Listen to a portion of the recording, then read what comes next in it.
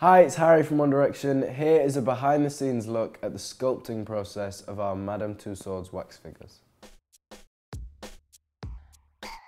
I'm Jim Kempton.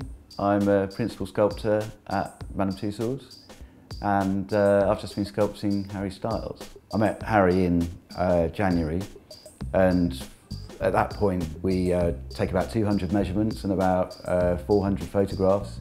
Also discuss what sort of expression that Harry would like to have for the portrait. Having got all the information at the sitting, it was then great to be able to bring it back to the studios and try and capture that playful smile in the clay.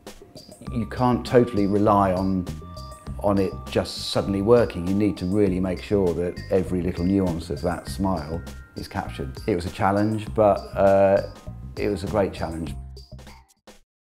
Having gathered all the information that we could in the hour or so we had with Harry, we build up from an armature, basically a thin metal structure, just enough to support the clay, and build up the clay, gradually building up until it takes the form and it has the same kind of feel of the volume of Harry's head.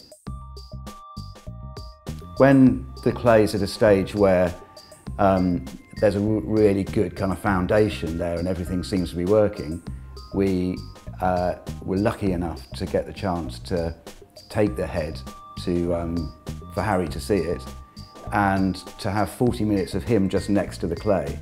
And that 40 minutes is more valuable than all the 4 or 5 weeks of sculpting here from two-dimensional information. When you see the brightness in the individual, you can then try to capture some of that in the clay. I mean, Harry was quite funny at one point. He just said, you know what, Jim, I really don't think this is working. I think we're going to have to start again.